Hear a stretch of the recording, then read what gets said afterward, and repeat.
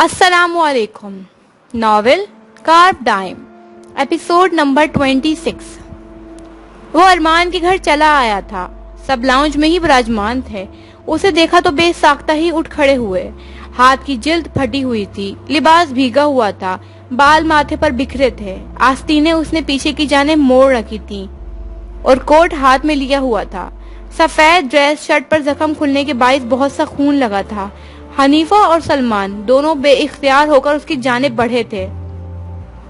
वो आगे नहीं बढ़ सकी। दादा भी उठकर आगे बढ़े थे। यासिर, ये सब तुम्हारा जख्म? सलमान की फिक्रमंद सी आवाज पर उसने सर हिलाया था। उसकी आंखें तकलीफ के बायस गुलाबी हो रही थी। जख्म की पट्टी खराब हो गई है, मैं ठीक कर लेता हूँ अभी। तुम्हारी हालत ठीक नहीं लग रही मुझे। कहाँ गए थे तुम? हनीफा ने पूछा था। एक जरूरी काम था, इसी संजीदगी से कहा। वो दोनों बेहद परेशान हुए थे। ऐसी हालत में क्या जरूरी काम आन पड़ा था? और अगर काम था भी तो क्या वो किसी और वक्त नहीं किया जा सकता? सलमान की डांट पर वो सर झुकाकर रह गया था बस। फिर उन्हें सर हिलाकर धीरज रखने का इशारा किया और आगे बढ़ आया। उसके कदमों में हल्की सी लर्जिश थी। सेलिना को एक निगाह देखे बगैर ही वो अरमान के कमरे की जानिब बढ़ गया था। पीछे वो तीनों फिक्रमंदी से एक दूसरे को देख कर रह गए थे। क्या हमें डॉक्टर को नहीं बुलाना चाहिए? सरदार की बेचैन सी आवाज उभरी थी। इन दोनों ने सर हिलाया था। वो नहीं मानेगा। उसने कहा है वो खुद पट्टी करेगा तो वो खुद ही करेगा। सर, आप सो जाएं। ऐसा ना हो कि आपकी तबीयत खराब हो जाए। सलमान के कहने पर उन्होंने एक मुस्तरफ सी निगाह उसके कमरे पर डाली और फिर सर हिलाकर अपने आर्जी कमरे की जानिब बढ़ गए। वो दोनों अब फिक्रमंदी से सेलिना की जानिब देख रहे थे।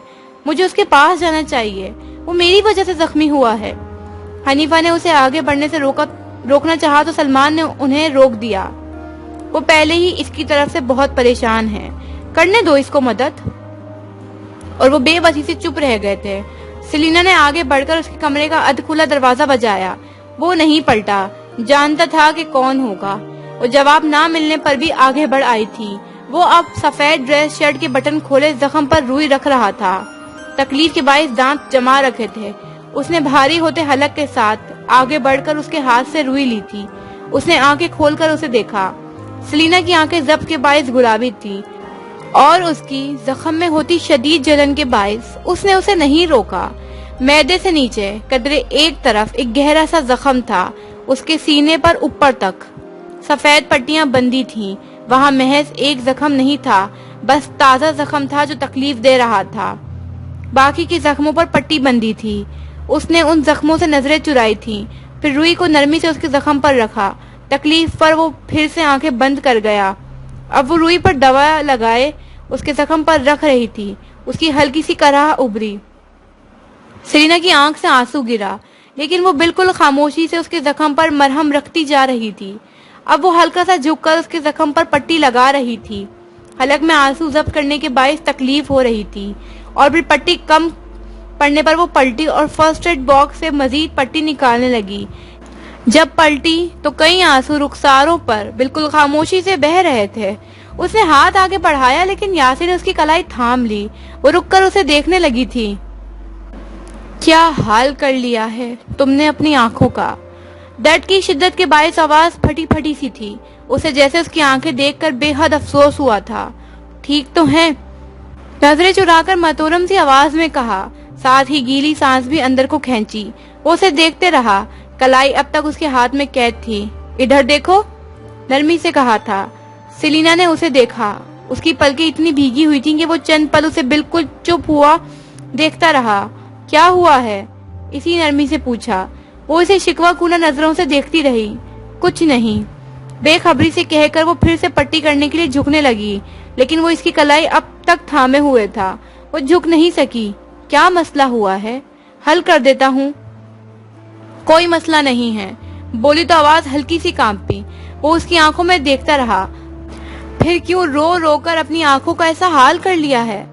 ये मेरी आंखें हैं, मैं जो चाहे करूं इनके साथ। हरदर्मी से चेहरा उठाकर कहा था। वो इसे देखता रहा। तुम्हें लगता है कि अब तुम इनके साथ जो चाहे कर सकती हो? क्या वाकई? वो इसका सवाल सुनकर लाजवाब सी हुई थी। फिर अपनी कलाई तेजी से छुड़ाई। शदीद नाराजगी से उसे देखा। ये क्या किया है तुमने? आईब्रो से जख्म की जानिब इशारा किया। ठीक हो जाएगा ये, तुम रोना बंद करो। कैसे ठीक हो जाएगा? इतनी तकलीफ हो रही है तुम्हें। हाँ, तकलीफ तो हो रही है। लब सफेद पड़ रहे थे, लेकिन वो जब्त किए उसकी बातों का जवाब नरमी से दे रहा था। फिर तुम ऐसे क्यों एक्ट करते हो कि जैसे तुम्हें कोई तकलीफ नहीं होती? मैं एक्ट नहीं करता सेलिना, मुझे एक्ट करना नहीं आता। फिर तुम किसी को बताते क्यों नहीं हो? तुम इतने जिद्दी, हट धर्म और बदतमीज क्यों हो? आवाज लरज रही थी, गुस्से से, गम से। उसे बिल्कुल खामोशी से देख रहा था। फिर आहिस्ता से पूछा, रो क्यों रही हो? दिल चाह रहा है मेरा, बहुत धाड़े मार कर रोने का दिल चाह रहा है। खुश? जख्मी आवाज में पूछा था। उसने जवाब नहीं दिया। सेलिना ने भी उससे मजीद कोई बात नहीं की। वो इस पर शदीद गुस्सा थी। इसी खुफगी से पट्टी करने लगी। एहतियात से पट्टी लगाकर वो सीधी हुई, ड्रेसिंग टेबल के सामने रखी कुर्सी घसीटकर उसके पीछे रखी। कहा कुछ नहीं, वो नाराज थी। फिर हाथ उठाकर कंधे पर धरे बालों को जूड़े में लपेटने लगी। वो बस आंखें उठाए उसे देख रहा था। बैठो, तहक्कुम से कहा तो वो चुपचाप बैठ गया। अब वो फर्स्ट एड बॉक्स कदमों के पास रखे उसके सामने पंजों के बल विराजमान थी। रेशमी बालों से एक लट फिसलकर रुखसार पर आग गिरी थी। वो इससे बेनियाज अब उसकी जानिब हथेली बढ़ाए हुए थी। हाथ दो। आंसू अब खुश्क हो चुके थे और वो बस खफा खफा सी उसके जख्मों पर मरहम रख रही थी। उसने इसी खामोशी से हाथ आगे बढ़ा दिया। उसने एक पल को निगाह झुकाकर उसके हाथों को देखा और फिर उसे हाथ के साथ क्या किया है? उसने लम्हे भर को दूसरे हाथ से सर खुजाया था, फिर खनकारा। उसे देखा जो कड़े तेवर लिए उससे जवाब तलब कर रही थी। वाजिद को मारा है, कुछ पल बाद ढिठाई से कहा। वो इसे देखती रही। उसके चेहरे पर गिरी लट में उसकी आंखें उलझने लगी थीं। बहुत अच्छा किया, नॉर्मल से अंदाज में कहा और फिर उसके हाथ पर दवाई लगी रुई रखने लगी। मेरे लिए मजीद और कितने लोगों को मारने का इरादा रखते हो? तंस ये पूछा। वो इसके रुखसार पर गिरी लट को देख रहा था, इसीलिए महूसा कहा, जितने लोगों को मारने की जरूरत पड़ी। तुम हमेशा ऐसा नहीं कर सकते, खासकर तब जब तुम जख्मी हो, तब जब तुम्हारा जख्म खुल गया हो, तब जब तुम्हें आराम की सख्त जरूरत हो, तब जब तुम्हें सब अपना ख्याल रखने के लिए कह रहे हो, तब जब सब तुम्हारी वजह से परेशान हो रहे हो, तब तुम इतनी गैर जिम्मेदारी का मुजाहरा नहीं कर सकते। वो तेजी से बोलती जा रही थी, साथ चेहरा भी झटका था ताकि रुखसार पर झूलती लट को परे धकेल सके। यासिर को लगा वो मजीद खुद को रोक नहीं पाएगा। उसने इसी खामोशी से हाथ आगे बढ़ाकर उसकी लट कान के पीछे इंतहाई नरमी से उड़सी थी। वो जो कहती जा रही थी यकदम साख्त हुई। बेइख्तियार उसे देखा। हर जानिब लम्हे भर को खामोशी सी फैल गई थी। ये तुम्हें तंग कर रही थी, उसने आहिस्ता से कहा था, बिल्कुल मासूमियत से। वो इसे देखकर रह गई थी।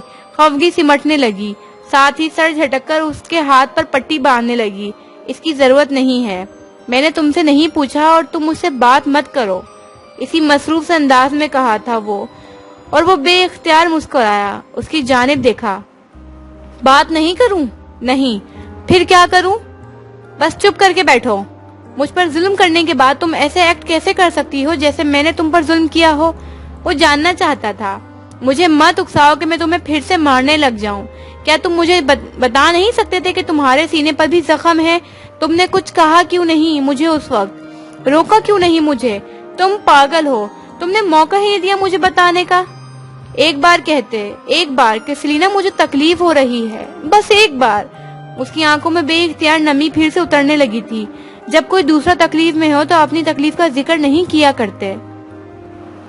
तुम हमेशा मेरे साथ ऐसे नहीं कर सकते। मैं तुम्हें आइंदा इसके लिए कभी माफ नहीं करूंगी। वो उसे देखता रहा, आंखों में तंबी लिए वो उसे उंगली उठाकर गोया खबरदार कर रही थी। इसी पल कमरे के अध खुले दरवाजे में हनीफा और सलमान नमूदार हुए थे। हो गई पट्टी? जी बाबा, हो गई। सलमान के हाथ में पानी का गिलास था। चंद दवाइयां उसकी जानिब बढ़ाकर उन्होंने पानी का गिलास भी उसकी जानिब बढ़ाया था।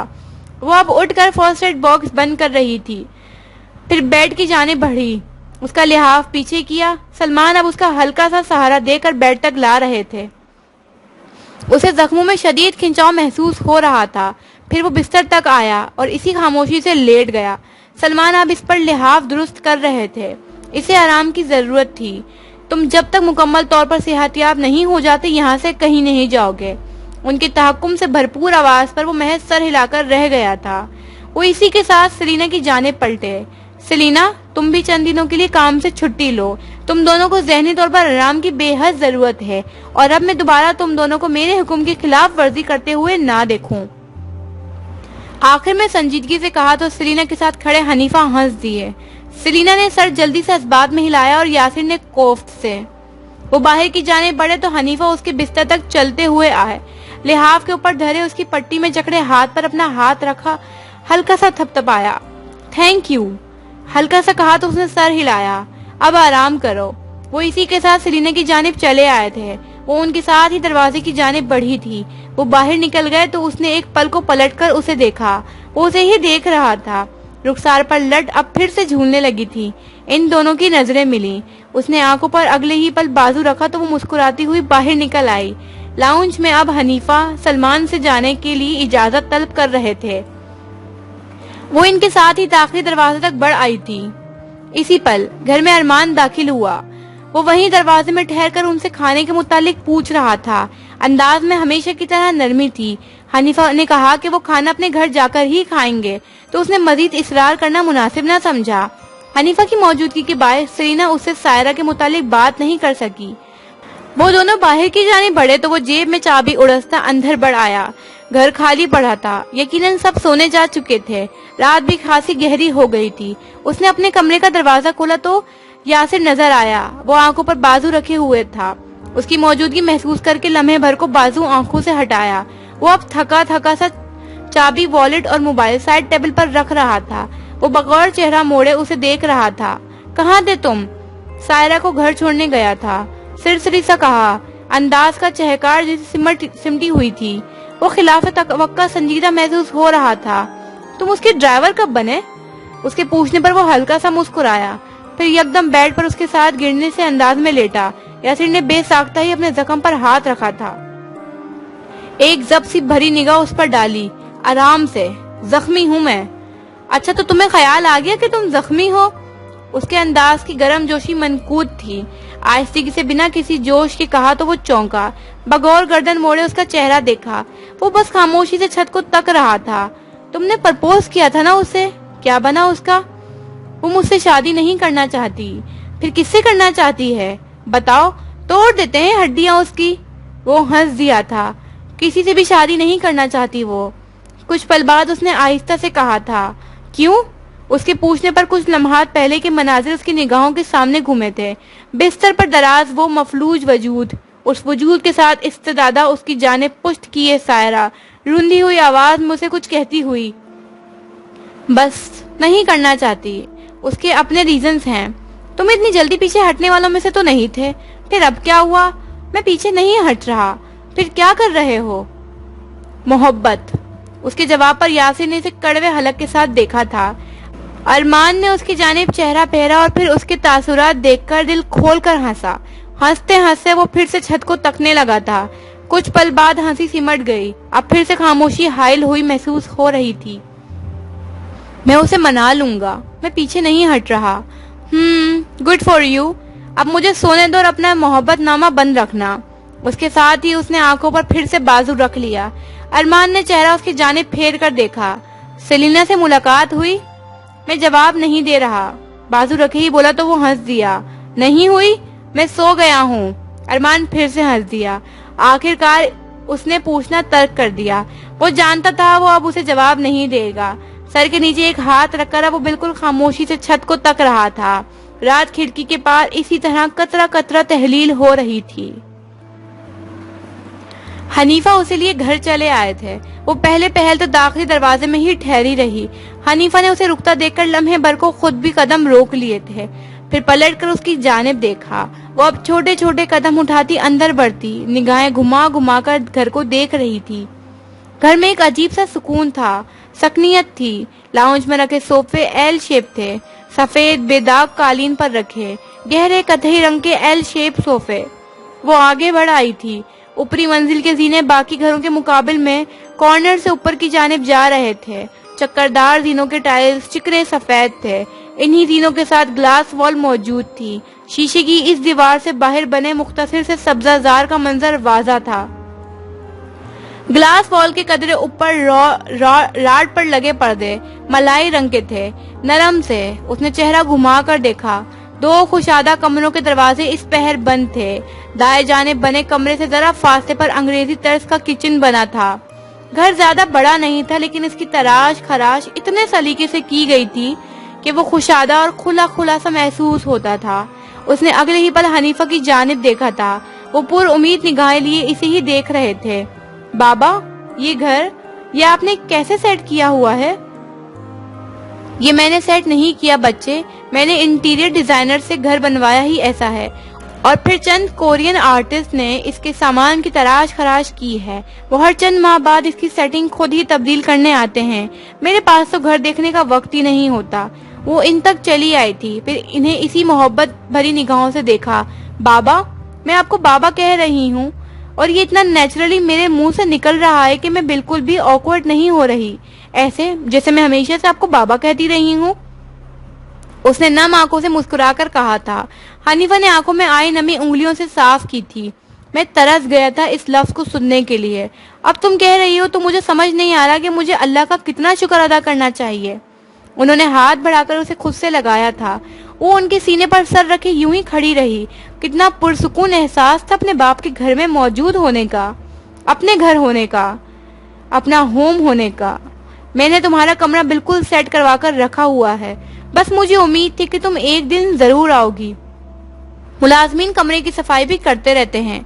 वो दोनों यूं ही आगे बढ़े थे, फिर बंद कमरों में से एक दरवाजा वार किया, आगे बढ़कर बत्ती रोशन की। हल्के रंगों से मजीन कमरे ने सीलिना की आंखों में जुगनू से भर दिए थे। वो अब आगे बढ़कर अपने बेड पर शेल्फ, उनमें रखे कीमती शोपीसेस, शीशे की खिड़कियां, ड्रेसिंग टेबल और इस पर रखे बेशुमार मेकअप और परफ्यूम्स को देख रही थी। उसने एक एक शे को उठाकर देखा था। कीमती चिकनी लकड़ी से बनी दीवार गिर अलमारी का दरवाजा खोला। इस्त्री शुदा कपड़े, हील्स, बैग्स, क्या कुछ नहीं था उसके लिए। उसकी आंखों में नमी गहरी होती जा रही थी। वो हनीफा की जानिब पलटी। माँ ने आपसे तलाक क्यों ली थी बाबा? चंद पल यूं ही खामोशी से सिरक गए थे। फिर हनीफा ने गहरा सांस लिया और आगे बढ़ आए। मैं उस वक्त एजेंसी का एक बहुत मामूली सा मुलाजिम था। मेरी तनख्वाह इतनी नहीं थी कि एक मुनासिब सा किराए का घर लेने की हैसियत भी रखती। उसने अपने बेहतर मुस्तकबिल के लिए मुझे छोड़ दिया था। फिर जाने वो कितने सालों तक मुझे ढूंढने पर भी नहीं मिली। कुछ मेरी बुज़दिली भी थी कि मैं तुम्हें उससे वापस लेने की हिम्मत नहीं कर सका। शायद मैं खुद को तुम्हारे और उसके काबिल नहीं समझता था। वो उसके बेड पर आ बैठे थे, कहते कहते जैसे सांस सा फूल गया था। इन सालों के बारे में बात करना भी अजियतनाक था। उनकी जाने बढ़ आई, फिर उनके सामने पंजों के बल बैठी। वो चेहरा झुकाए हुए थे, शायद वो इससे शर्मिंदा थे। उसने उनके दोनों हाथ अपने हाथों में लिए तो उन्होंने उसकी जानिब देखा। घर में मौजूद खामोशी सी सकनियत अब गहरी होती जा रही थी। मैं आपको बताना चाहती हूँ बाबा, अगर आप मुझे ये सब कुछ ना भी देते तो मैं तब भी आपसे इतना ही प्यार करती जितना मैं अब कर रही हूँ। अगर माँ मुझे आपके पास छोड़कर चली जाती और अपने साथ दर दर ना भटकाती तो शायद आज मैं इतनी महरूम नहीं होती बाबा। मैं तब भी आपके साथ रहने पर राजी थी जब आपके पास कुछ नहीं था, और मैं आज भी आपके साथ रहने पर राजी हूँ जब आपके पास सब कुछ है। मेरी मोहब्बत चीजों से मशरूत नहीं है बाबा, मेरी मोहब्बत कभी चीजों से मशरूत नहीं थी, और वो जानते थे कि सरीना उन जैसी कैसे थी। उसे पैसे, स्टेटस और चीजों से कभी फर्क नहीं पड़ा था। उसे तो बस रिश्तों से फर्क पड़ता था, इन रिश्तों की पायदारी और मोहब्बत से। उन्होंने हाथ आगे बढ़ाकर दोनों हाथों से उसका चेहरा अपने हाथों में लिया, फिर नम आंखों से मुस्कुराए।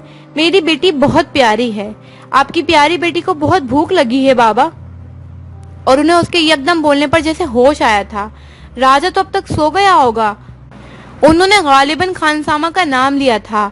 क्या हो गया है बाबा, इस वक्त हम उसे थोड़ी उठाएंगे, इस वक्त तो हम खाना ऑर्डर करेंगे। साथ ही उसने हनीफा के हाथ से मोबाइल भी उचका था। उसकी हरकत पर मुस्कुराए थे। चंद ही पल बाद किचन में लगी गोल मेज पर वो दोनों आमने सामने विराजमान थे। पिज्जा के खुले डब्बे और ठंडी कोक की चुस्कियों के दरमियान वो मुसलसल बोल रही थी, और हनीफा एक हाथ पर चेहरा टिकाए उसे सुन रहे थे। उन्हें नहीं पता था कि वो इतना प्यारा बोलती है। यासिन मुझे हमेशा कहता था कि मैं बहुत बेवकूफ हूँ। सच पूछे तो मुझे नहीं लगता मैं इतनी भी बेवकूफ हूँ।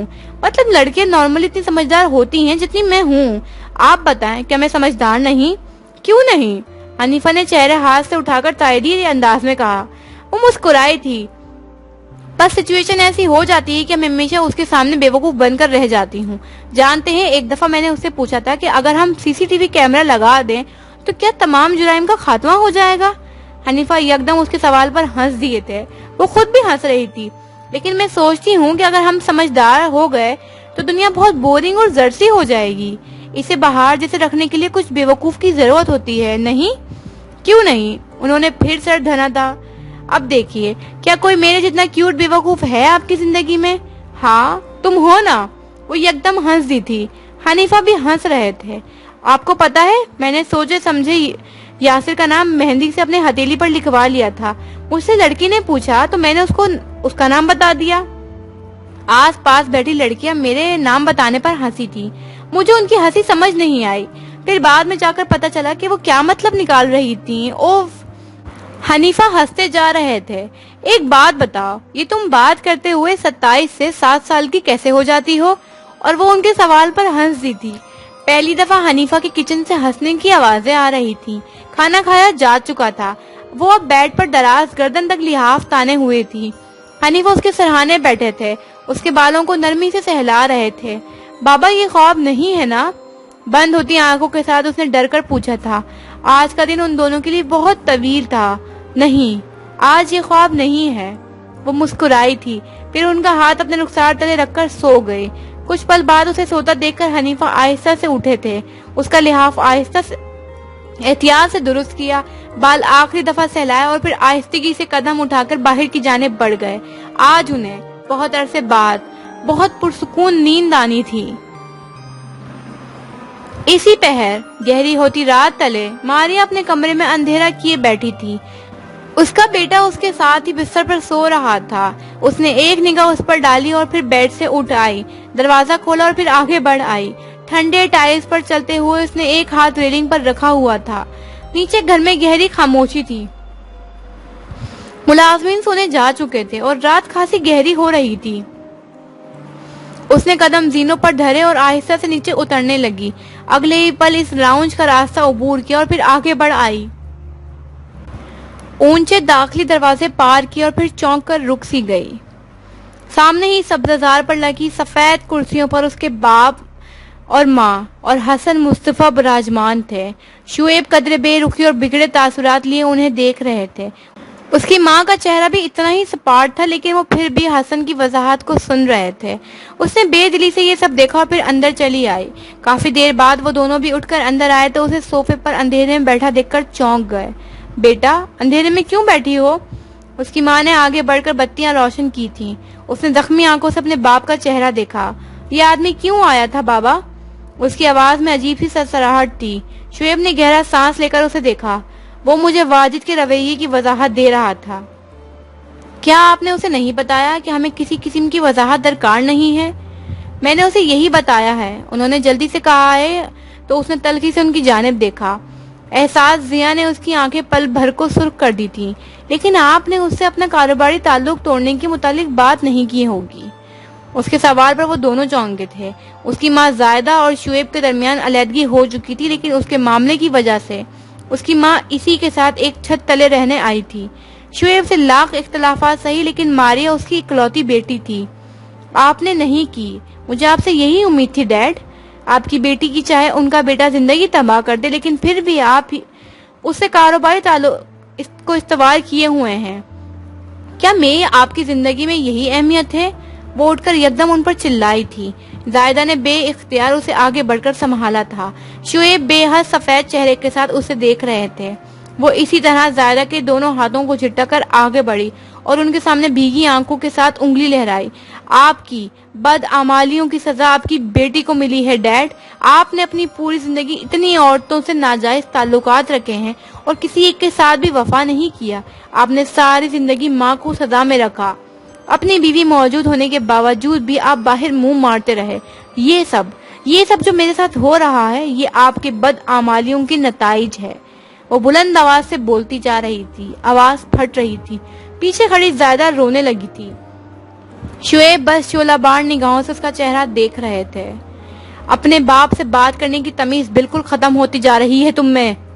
तमीज? आप इस वक्त तमीज के बारे में बात कैसे कर सकते हैं डैड? मेरी जिंदगी तबाह हुई है, मेरी जिंदगी तबाह होती जा रही है और इसके जिम्मेदार सिर्फ और सिर्फ आप हैं।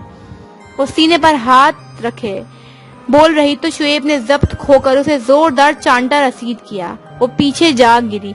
जायदा की चीख बेसाख्ता थी। मारिया ने इसी तनाफुर से रुखसार पर हाथ रखकर उन्हें देखा।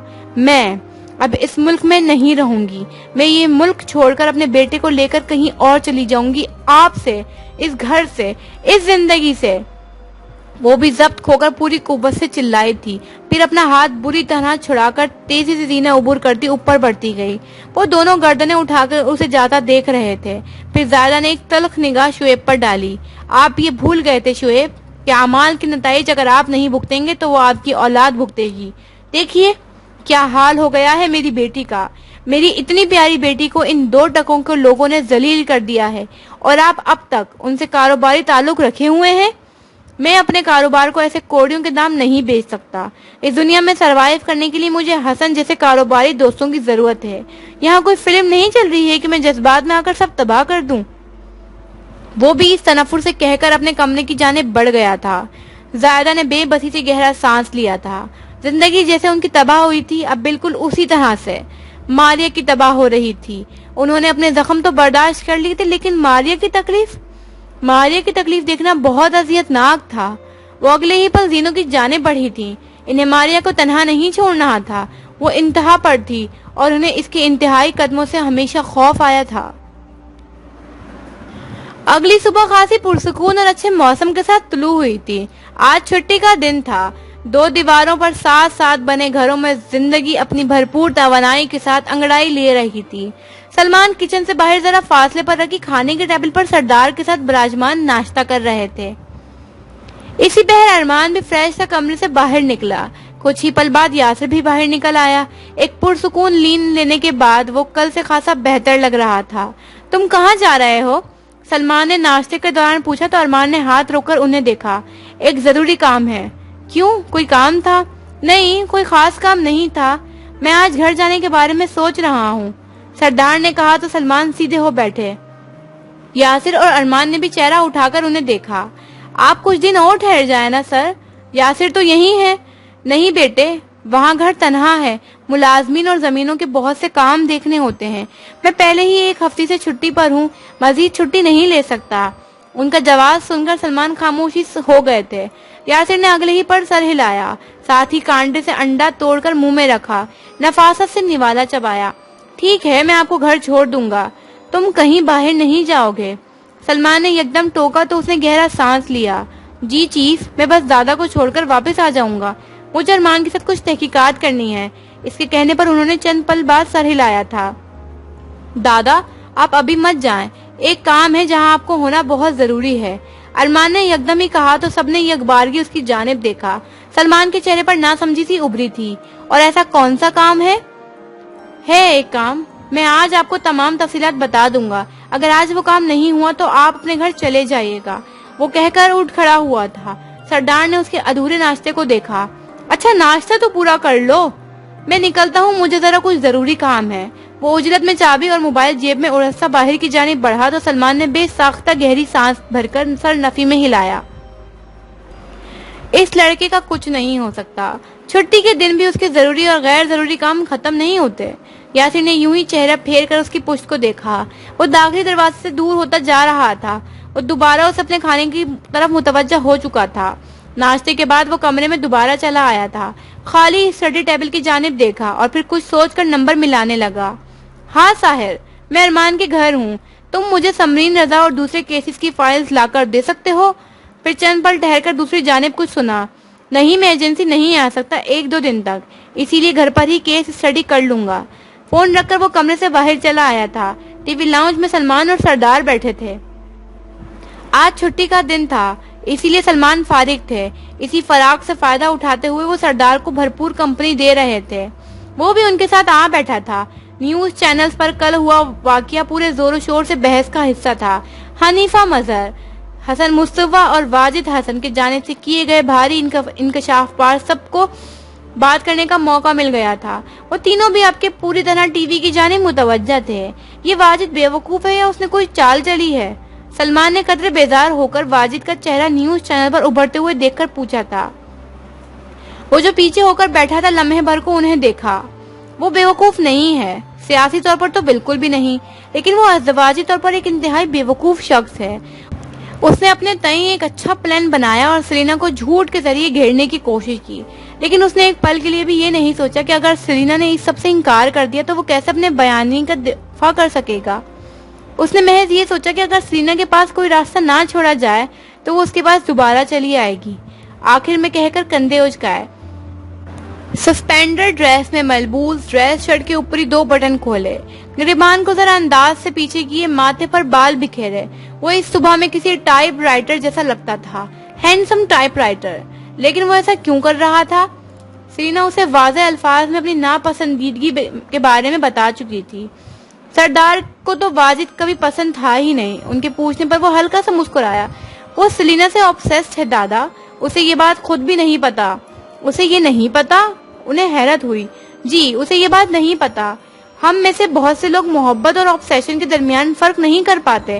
ہمیں اپنے obsessed اور انتہائی اب نارمل رویہ محبت لگ رہا ہوتا ہے، اسے بھی یہی لگ رہا ہے۔ جو حملہ آور سیرینا کے پیچھے ہے اسے بھی یہی لگتا ہے۔ وہ ایک فین ہے۔ فینس کو obsession کبھی غلط نہیں لگ سکتا۔ وہ اسے محبت جسٹیفائی کرنے کے لیے کسی بھی حد تک جا سکتے ہیں۔ جیسے یہ ٹھہر کر انگلی سے ٹی وی کی جانب اشارہ کیا، یہ سب کر رہا ہے، اور اسی لیے بہت سے آرٹسٹ اپنے فین سے کوئی بھی تعلق استوار کرنے سے گریز نہیں برتتے۔ واقعی اس کا رویہ انتہائی ہے۔ اپنی بیوی کو طلاق دے دی اور رات کو پریس کانفرنس میں اتنا بڑا جھوٹ بھی اتنے آرام سے کہہ دیا۔ سلمان نے کہا تو دادا نے سر ہلایا۔ ست شکر کہ حنیفہ نے آگے بڑھ کر سب کی غلط فہمیاں سیرینا کے متعلق دور کر دی۔